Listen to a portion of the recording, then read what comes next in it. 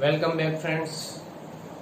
આપણે સપુષ્પી વનસ્પતિમાં લિંગી પ્રજનન આ ચેપ્ટરમાં ચર્ચા કરીએ છીએ અને આગળના લેક્ચરમાં આપણે જે બાબતની ચર્ચા ઓલરેડી કરી ચૂક્યા છીએ, તો એમાં જો આપણે વાત કરીએ તો છેલ્લે આપણે પરાગરજ એની જીવંતતાની તપાસ કેવી રીતે કરવી એના માટેનો આપણે એક નાનો એવો પ્રયોગ જોયો હતો કે ભાઈ શર્કરાનું જે કોઈ પણ 10% શર્કરાયુક્ત દ્રાવણ હોય એમાં આપણે પરાગરજને જો રાખવામાં આવે તો 15 થી 30 મિનિટ પછીના સમયગાળામાં એની પરાગરજ જે છે આપણે એમાં અંકુરણ પરાગરજનું એ આપણે જાણી શકીએ છીએ. એટલે જેનાથી આપણે પરાગરજની જે જીવંતતા છે જીવંતતાનો પણ આપણને ખ્યાલ આવી શકે છે. હવે એના પછી જો એમાં આપણે ચર્ચા કરીએ તો કૃત્રિમ સંવર્ધન. સૌથી પહેલા તો આપણે જે વાત કરી કે ભાઈ પરાગરજ જો સંગત હોય એટલે ઈચ્છિત પરાગરજ હોય તો એ પરાગરજનું જો પરાગાસન ઉપર સ્થાપન થાય અને પછી એનું અંકુરણની પ્રક્રિયા એમાંથી આપણને આગળ વધતી જોવા મળતી હોય છે. અને અસંગત પરાગરજ હોય તો એ વનસ્પતિની જે અસંગત પરાગરજ જો હોય વનસ્પતિ માટે તો એનો એ સ્વીકાર નથી કરતું અને એનું અંકુરણની જે પ્રક્રિયાઓ છે એ પ્રક્રિયાઓ થતી નથી, બરાબર. અથવા તો પ્રક્રિયા થાય તો ફલનની પ્રક્રિયા સુધી આ પ્રક્રિયા જે છે પરિપૂર્ણ થતી નથી. તો ઘણા બધા જે વૈજ્ઞાનિકો છે એમાં ખાસ કરીને જે પાક સુધારણાઓ કરતા હોય ને, પાક સુધારણા એટલે શું કે આપણે ભાઈ નવી નવી વેરાયટી કોઈ ઉત્પન્ન કરવી. ખેતીવાડીની અંદર કેમ આપણે રોગ મુક્ત જાતિઓ તૈયાર કરવાની હોય અથવા તો એને જે કોઈ પણ એવી કોઈ બિયારણ તૈયાર કરવા કે જે બિયારણ જે છે વધુ ઉપજ આપે, બરાબર, રોગ પ્રતિકારકતા ધરાવતી હોય, વાતાવરણના પર્યાવરણ સામેની પ્રતિક્રિયાઓ જે છે એ પણ એ પોતે દર્શાવતી હોય. તો આવી ઉચ્ચ ગુણવત્તાવાળા જે બિયારણો એની જે કોઈ પણ નિર્માણની પ્રક્રિયા છે એ પ્રક્રિયા માટે ઘણા બધા વૈજ્ઞાનિકો જેને આપણે પ્લાન્ટ બ્રીડર્સ તરીકે ઓળખવામાં આવે છે કે જે બ્રીડિંગની પ્રક્રિયાઓ કરતા હોય છે, તો આ વૈજ્ઞાનિકો દ્વારા આ એક પદ્ધતિ જે છે એને એમાં વિકસિત કરવામાં આવી છે અને જેને આપણે કૃત્રિમ સંવર્ધન તરીકે ઓળખવામાં આવે છે. કૃત્રિમ સંવર્ધનની અંદર ખાસ કરીને જે ઈચ્છિત પરાગરજ હોય ને એ ઈચ્છિત પરાગરજ, બરાબર, ઈચ્છિત પરાગરજનું એ જે તે સ્ત્રી કેસર હોય સ્ત્રી કેસર ઉપર કૃત્રિમ રીતે એટલે કે માનવ દ્વારા સ્થાપન કરવામાં આવતું હોય છે.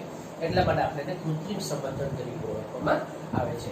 કૃત્રિમ સંવર્ધનની અંદર સૌથી પહેલા તો આપણે જે કોઈ પણ ઈચ્છિત પરાગરજ હોય, બરાબર, ઈચ્છિત પરાગરજ એ પરાગરજને પરાગાસન પર સ્થાપિત કરી, બરાબર, એના ઉપર એને સ્થાપિત કરવામાં આવે છે. એટલે એના ઉપર સ્થાપિત કરી અને કૃત્રિમ જે કોઈ પણ ફલનની જે પ્રક્રિયા છે એ ફલન એમાં કરવામાં આવે છે.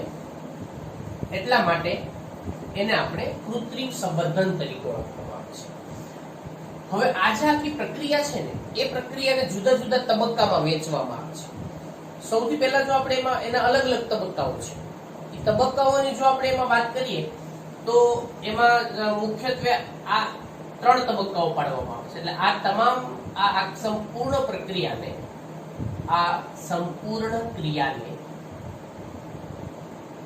મુખ્યત્વે 3 તબક્કામાં એને વિભાજિત કરવામાં આવે છે, બરાબર. 3 તબક્કામાં વિભાજિત કરવામાં આવે છે. ચલો હવે આ 3 તબક્કા કયા છે એના વિશે આપણે એમાં ચર્ચા કરીએ. તો સૌથી આમાંનો પહેલો તબક્કો જે છે, બરાબર, એને કહેવામાં આવે છે આપણે ઇમેસ્ક્યુલેશન. ઇમેસ્ક્યુલેશનની પ્રક્રિયા જે છે એની અંદર એ કરવામાં આવે. ઇમેસ્ક્યુલેશન એટલે વંધ્યકરણની પ્રક્રિયા કરવામાં આવે છે, બરાબર, વંધ્યકરણ.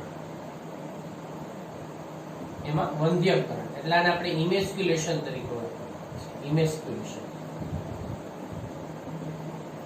આ એક તબક્કો છે. બીજો તબક્કો જે છે એમાંનો, બરાબર, ઇમેસ્ક્યુલેશન ની પ્રક્રિયા જે કોઈ પણ હોય એ ઇમેસ્ક્યુલેશન કર્યા પછી એને બેગિંગ કરવામાં આવે છે. એટલે કે એને કોથળી ચડાવે, બરાબર, એને કોથળી ઢાંકવી કે કોથળી ચડાવવાની પ્રક્રિયા શું કહેવામાં આવે છે? એને બેગિંગ તરીકે ઓળખવામાં આવે છે. એને કહેવાય બેગિંગ. બેગિંગ એટલે કોથળી ઢાંકવાની પ્રક્રિયા. અને પછી ઈચ્છિત પરાગરજ જે કોઈ પણ હોય, બરાબર, એ ઈચ્છિત પરાગરજનું સ્થાપન કરવામાં આવે છે. એટલે પરાગરજ જે છે પરાગરજનું સ્થાપન. એટલે આવી રીતે એમાં વંધ્યકરણ, ઇમેસ્ક્યુલેશનની પ્રક્રિયા છે, બેગિંગની પ્રક્રિયા છે, અને એની અંદરની જે ત્રીજી પ્રક્રિયા છે આપણે પરાગરજનું સ્થાપન કરવાનું. હવે કેવી રીતે કરવામાં આવે છે તો એના વિશે હવે એમાં આપણે આગળ ચર્ચા. સૌથી પહેલા તો અહીંયા આપણે વાત કરીએ કે ભાઈ ઈચ્છિત પરાગરજ છે અથવા તો જે પરાગરજ સ્વીકાર્ય હોય, આપણે શું કહીએ છીએ સંગત પરાગરજ. એ સંગત પરાગરજનું સૌથી પહેલા તો આપણે એમાં પિતૃની પસંદગી કરવી પડે કે કોના કોના વચ્ચે સંકરણ કરાવવાનું છે, બરાબર. એટલે એમાંનો જે તબક્કાઓ છે તબક્કાઓ વિશે આપણે એમાં વિગતવાર ચર્ચા કરીએ તો સૌથી પહેલા સૌપ્રથમ એમાં જેના વચ્ચે સંવર્ધન કરવાનું છે એ સંવર્ધન માટે શું કરવાનું છે તો કે પિતૃની પસંદગી કરવી, બરાબર. પિતૃની પસંદગી કરવી કે કોના કોના વચ્ચે એનું સંવર્ધન કરાવવાનું છે, કોના કોના વચ્ચે સંકરણ કરાવવાનું છે, તો એ પિતૃની પસંદગી કરવામાં આવે છે. હવે એમાં જો વનસ્પતિ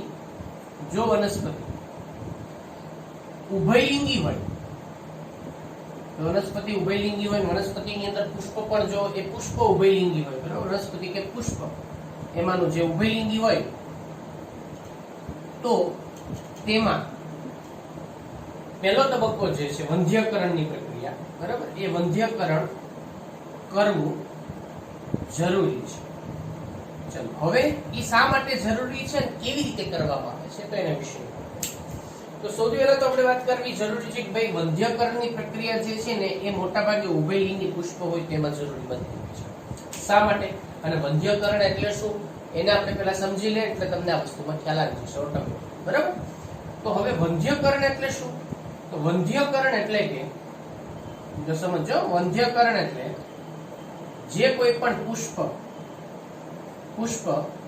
હજી પુષ્પ જે છે કલિકા અવસ્થામાં હોય, કલિકા અવસ્થામાં એટલે હજી પુષ્પ ખીલેલું ન પણ હોય, બરાબર, એ કલિકા અવસ્થામાં હોય અથવા તો જો ખીલી ગયું હોય તો એની અંદરના જે કોઈ પણ પરાગાશ જે પુંકેસરમાંનું જે પરાગાશય છે એ પરાગાશયનું સ્ફોટન ન થયું એટલે હજી પરાગરજ વિકસિત થતી હોય, પરાગરજ બહાર નથી આવી, અંદર જ છે. એટલે એમાં ટૂંકમાં અપરિપક્વ પરાગરજ હોય, બરાબર, એવા પુંકેસર એટલે કલિકા અવસ્થામાં પુષ્પમાંથી કોઈ પણ એક ફોર્સેપ એટલે કે ચીપિયા વડે એના પુંકેસર જે છે એ પુંકેસર દૂર કરવાની પ્રક્રિયા, પુંકેસર દૂર કરી નાખવાના, એમાં આ પુંકેસરના પરાગાશયની પુંકેસરને દૂર કરી નાખવાના એટલે દૂર કરવાની ક્રિયાને શું કહેવામાં આવે છે? ઇમેસ્ક્યુલેશન. અને ઇમેસ્ક્યુલેશન કહેવાય એટલે કે એમાંથી પુંકેસર દૂર કરી નાખવાનું. એટલે આ પુષ્પમાં હવે માત્ર ને માત્ર શું બેચ્યું છે? સ્ત્રી કેસર એક જ બેચ્યું છે. આવું શા માટે કરવું? એનું કરવા પાછળનું કારણ એ છે કેમ કે આપણે શું કરવાનું છે તો કે કૃત્રિમ સંવર્ધન કરવાનું છે. એટલે આપણે ઈચ્છિત સંગત પરાગરજને જ આપણે એ સ્ત્રી કેસર ઉપર સ્થાપિત કરવાની છે. એટલા માટે એની અંદર સ્વ ફર્ટિલાઇઝેશનની પ્રક્રિયાને આપણે અવરોધવાની છે, સ્વફલનને અટકાવવાનું છે. એટલા માટે કેમ કે તો જ આપણે ઈચ્છિત પરાગરજ એના ઉપર સ્થાપિત કરી શકાય ને. જો સ્વફલન થઈ જાય તો પછી બીજી કોઈ પરાગરજ એના ઉપર સ્થાપિત થવાની છે જ નહીં, કેમ કે ફલનની પ્રક્રિયામાં સ્વપરાગની પ્રક્રિયામાં આગળ વધી ગઈ હોય છે. એટલા માટે એટલે આ પ્રક્રિયાને આપણે વંધ્યકરણ તરીકે ઓળખી શકાય, બરાબર. અને વનસ્પતિમાં સ્વપરાગનયન અવરોધવા માટે આ ક્રિયા જે છે એ કરવી જરૂરી છે, બરાબર. આ ક્રિયા કરવી જરૂરી છે જેથી એમાંથી પુંકેસર દૂર કરી નાખ્યા આપણે, બરાબર. પુંકેસર દૂર થઈ ગયા તો હવે તો એ વનસ્પતિની અંદર એકલા શું થયું તો કે સ્ત્રી કેસર જ પુષ્પમાં છે, પુંકેસર દૂર થઈ ગયા એટલે એની જ પરાગરજ જે એના ઉપર સ્થાપિત થવાની શક્યતા હતી એ નહીવત થઈ ગઈ, એ હવે નીલ થઈ ગઈ, એ હવે શક્ય છે નહીં, બરાબર. એટલા માટે ઇમેસ્ક્યુલેશન કરવું. હજી આપણે એક વાત તમને હું જણાવી દઉં કે ઇમેસ્ક્યુલેશન શા માટે. ઇમેસ્ક્યુલેશનની અંદર શું હોય છે? ધારો કે આ પુષ્પની અંદર જો આપણે વાત કરીએ કે કોઈ વનસ્પતિનો પુષ્પ હોય તો એ પુષ્પની અંદર, બરાબર, આ સ્ત્રી કેસર છે, આ સ્ત્રી કેસર છે, આ એની અંદરના પુંકેસર છે. હજી પુંકેસર જે છે એ પરિપક્વ બેના નથી, બરાબર. હજી એમાં પરાગરજ એનો પરાગરજ સ્ફોટન પરાગાશય સ્ફોટન પામી પરાગરજ બહાર આવી નથી. તો હવે એમાં શું કરવાનું છે આપણે? તો એની અંદરની જે પ્રક્રિયા છે એ પ્રક્રિયાની અંદર આપણે એક ચીપિયો લેવાનો, ફોર્સેપ એટલે ચીપિયો. ચીપિયા વડે આના પુષ્પને ધીમેથી હળવે હાથેથી ખોલવાનું અને એ ચીપિયા વડે આ જે પુંકેસર છે, બરાબર, આ પુંકેસર એ બધા એને ચીપિયા વડે શું કરવામાં આવે છે? તો કે દૂર કરવામાં આવે છે. એટલે કે ચીપિયા વડે પુંકેસર દૂર કરવા, બરાબર, આ પુંકેસરને દૂર કરવામાં આવે છે. એટલે દૂર કરવાની પ્રક્રિયા એટલે શું? વંધ્યકરણ. થઈ ગયું વંધ્યકરણ, પુંકેસર દૂર કરી દીધા આપણે. હવે માત્ર એમાં શું બચ્યું છે? ખાલી એકલું સ્ત્રીકેસર. હવે એના પછીની તબક્કો એટલે કે પ્રક્રિયા નંબર બીજી એ એની અંદર એમાં શરૂ થઈ છે. બીજી પ્રક્રિયા એટલે શું? એના પછી આપણે તબક્કા નંબર 2 કોને આપ્યો છે? તો કે કોથળી ઢાંકવી, કોથળી ચડાવવાની પ્રક્રિયા, જેને બેગિંગ તરીકે ઓળખી શકાય. તો હવે એના પછી જો આપણે વાત કરીએ તો આ પુષ્પમાં હવે માત્ર એકલું સ્ત્રીકેસર છે. પુંકેસરને આપણે શું કરી નાખ્યું છે? તો કે દૂર કરી નાખ્યું છે, બરાબર. આની અંદર માત્ર એકલું સ્ત્રીકેસરનો ભાગ છે, પુંકેસર આપણે દૂર કરી નાખ્યું છે. તો આ પ્રકારની સ્થિતિ હવે એની અંદર આપણને જોવા મળે છે, બરાબર. તો આ પ્રક્રિયા જે છે એને આપણે શું કહેવાય? તો કે વંધ્યકરણ. વંધ્યકરણ એટલે શું? તો કે પુંકેસર દૂર કરવા. ઓકે. આવું શા માટે કર્યું? કેમ કે સ્વફલન ન થાય એટલા માટે. કેમ કે આપણે બીજી વનસ્પતિની પરાગરજને સ્થાપિત કરવાની છે, એટલે સ્વફલન સ્વપરાગને અટકાવવા માટે આવું કરવું પડ્યું. હવે એના પછીનો બીજો તબક્કો છે, બરાબર, એને આપણે કહેવામાં આવે છે બેગિંગ. બેગિંગ. હવે બેગિંગ ની અંદર જો બેગિંગ એટલે શું? તો કે કોથળી ચડાવી અથવા કોથળી ઢાંકવી, બરાબર. તો બેગિંગ ની જે પ્રક્રિયા છે ને એની અંદર આપણે કોથળી ચડાવવાની પ્રક્રિયા છે. આ પ્રક્રિયા એટલે અને ગુજરાતીમાં આપણે કે કોથળી ચડાવવી. હવે કોને? તો કે પુષ્પને, બરાબર. તો બીજી પ્રક્રિયા છે કે પુષ્પને કોથળી ચડાવવાની પ્રક્રિયા છે. એટલે આ પ્રક્રિયાની અંદર શું કરવામાં આવે છે? તો આ પ્રક્રિયામાં જેમાં વંધ્યકરણ કરેલ પુષ્પ અન્ય અનિચ્છિત અથવા અસંગત પરાગરજ વડે અશુદ્ધ ન થાય. અશુદ્ધ ન થાય મતલબ કે એનો અર્થ એ થાય કે એના વડે એ ફલન ન થાય તે હેતુથી પરાગરજ નું સ્થાપન અવરોધવા માટે, બરાબર, અવરોધવા શું કરવામાં આવે છે? તો કે અવરોધવા માટે પુષ્પને એક કોથળી વડે એને ઢાંકવામાં આવે છે, બરાબર. કોથળી વડે ઢાંકવામાં આવે છે. એટલે એનો અર્થ થયો કે પ્લાસ્ટિકની જે બેગ હોય એ બેગના વડે આપણે આ જે પુષ્પ છે એ પુષ્પને આપણે શું કરી દીધું છે? ઢાંકી દીધું છે અને એને એક મીણિયા દોરા વડે આપણે એ બાંધી દીધું છે. ચાલો, આ પુષ્પ ઢાંકી દીધું છે. આ છે પ્લાસ્ટિકની કોથળી, બરાબર. આ છે એમાં પ્લાસ્ટિકની કોથળી. તો આ બીજો તબક્કો થઈ ગયો એનો, બરાબર. તબક્કા નંબર 2. આ પહેલો તબક્કો હતો. બીજો તબક્કો થઈ ગયો કોથળી ચડાવવાની પ્રક્રિયા. શા માટે કોથળી ચડાવી? જેથી કરીને બીજી બહારથી કોઈ પરાગરજ એના ઉપર આવે નહીં. એને રોકવા માટે થઈને આપણે કોથળી ચડાવી દીધી છે, જેથી કરીને કોઈ પરાગરજ એના ઉપર સ્થાપિત ન થાય. હવે ત્રીજો તબક્કો શું છે? તો કે ઈચ્છિત પરાગરજનું એના ઉપર સ્થાપન કરવાનું છે. ઈચ્છિત પરાગરજ એટલે કે જેને આપણે સંગત પરાગરજ ગણીએ છીએ એ સંગત પરાગરજ, બરાબર. એટલે ઈચ્છિત પરાગરજ નું સ્થાપન, આ ત્રીજો મુદ્દો છે. એટલે આપણે શું કરવાનું હવે? તો હવે ઈચ્છિત પરાગરજ આપણે લેવાની, બરાબર. એક પેટ્રી ડીશ ની અંદર એક ઈચ્છિત પરાગરજ આપણે લેવાની. એક નાની કાચની વાટકી હોય એમાં પરાગરજ આપણે બધી લઈ લેવાની. પછી આપણે ઓલો પીંછી કરવા, મતલબ નાની પીંછી હોય ને જે કલર પૂરવા માટે આપણે નાનો બ્રશ વાપરીએ છીએ, પીંછી, એમાં લેવાની.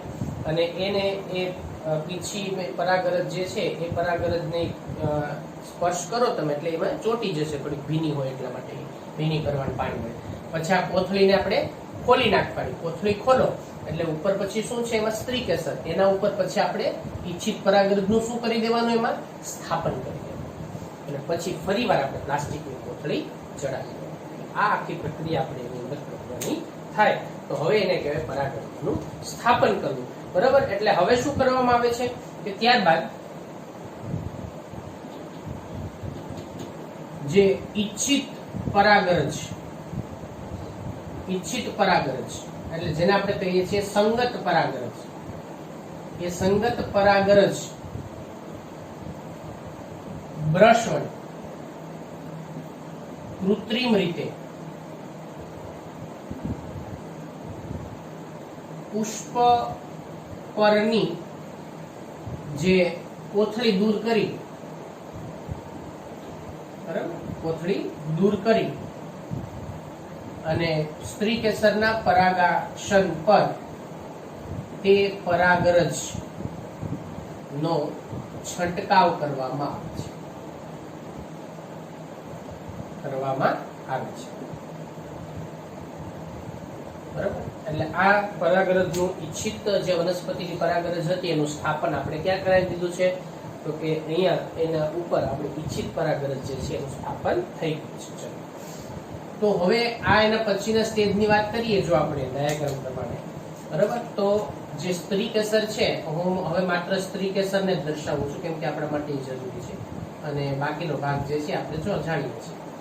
તો કોથળી દૂર કરી અને કોથળી દૂર કર્યા પછી આપણે આ જે પરાગરજ જે છે કેવી પરાગરજ, સંગત પરાગરજ અને ઈચ્છિત પરાગરજ, બરાબર, એનું એના ઉપર આપણે સ્થાપન કરાવી દીધું છે. બરાબર. એટલે આ પરાગરજનું સ્થાપન થયું, ઈચ્છિત પરાગરજ એનું સ્થાપન. બરાબર છે. તો થઈ ગયું સ્થાપન એના ઉપર. હવે એને સ્થાપન કરવામાં આવે પછી ફરીવાર એને કોથળી ચડાવી દેવામાં, સ્થાપિત કરવામાં આવે અને ત્યારબાદ ફરી એમાં કોથળી જે છે એ કોથળી ચડાવવામાં આવે છે અને ત્યાર પછી એનું અવલોકન કરવામાં આવે કે ફલનની પ્રક્રિયા આગળ, ફળના નિર્માણ કે થયું કે નહીં, તો એ પછીથી એમાં તપાસવામાં આવે છે. તો આ રીતે આ 3 તબક્કા વિશે આપણે ખ્યાલ આવી ગયો કે ભાઈ જો આપણે સૌથી પહેલા તો વંધ્યકરણ કરવાનું, કેસર દૂર કરવાની પ્રક્રિયા છે. બીજું એને આપણે કોથળી ચડાવવાની છે જેથી કરીને એને કોઈ અન્ય પરાગરજ એને અશુદ્ધ ન કરે એટલા માટે. અને ત્રીજું આપણે ઈચ્છિત પરાગરજ એના ઉપર પરિપક્વ બને ત્યારે એના ઉપર આપણે એનો છંટકાવ કરવાનો, ફરીવાર આપણે કોથળી નાખી દેવાની. તો આ રીતેની પ્રક્રિયાને આપણે કૃત્રિમ સંવર્ધન તરીકે ઓળખી શકાય. અને ઘણા ખરા જે રીતે કોઈ પણ અત્યારે ઘણી સંસ્થાઓ એવી છે કે જે આ રીતે બ્રીડિંગના અમુક પ્રોગ્રામ ચલાવતા હોય છે, તો એ સંસ્થાઓ દ્વારા અથવા એ સંશોધન કરતી જે કોઈ પણ એવી ઇન્સ્ટિટ્યૂટ હોય એના દ્વારા આપણે આવી બ્રીડર્સ દ્વારા આવા નવા પ્રયોગો કરી અને એનાથી સંકર જાતિઓનું પણ એમાંથી નિર્માણ કરી શકાય છે. હવે એક બીજો પ્રશ્ન અહીંયા આપણે એક વાત એ કરી કે જો પુષ્પ ઉભયલિંગી હોય તો ઇમેસ્ક્યુલેશન કરવા, પણ ધારો કે તમને હું એક પ્રશ્ન પૂછું કે જો પુષ્પ એકલિંગી હોય તો ઇમેસ્ક્યુલેશન કરવું પડશે કે નહીં કરવું? તો એમાં ઇમેસ્ક્યુલેશન ક્યાંય આવતું નથી. બરાબર. એટલે ખાસ યાદ રાખજો, જો એકલિંગી પુષ્પ હોય તો સીધો આપણે ક્યાં આવવું પડશે? કોથળી ચડાવવા, કેમ કે પુષ્પ જ એકલિંગી છે. કાં તો એમના એકલિંગી હોય તો આપણે તો માદા પુષ્પનું જ કામ છે ને, માદા પુષ્પને કોથળી નાખી દેવાની, નર પુષ્પ જુદું છે. બરાબર. એટલે જો એકલિંગી પુષ્પ હોય, બરાબર, તો તેમાં ઇમેસ્ક્યુલેશન